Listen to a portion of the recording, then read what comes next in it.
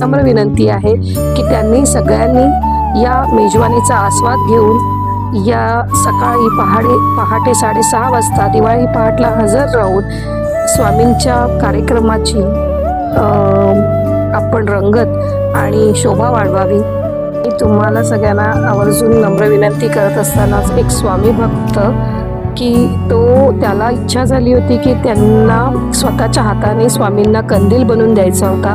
तर आपल्याकडे आधीच तयारी सगळी झालेली असते, त्याच्यामुळे ती सेवा काही त्यांना देता आली नाही. पण त्यांनी स्वतः हाताने बनवून एक छोटा कंदील स्वामींना दिला, अर्पण केला आणि त्यांची सेवा स्वामींनी सुद्धा आनंदाने स्वीकारली.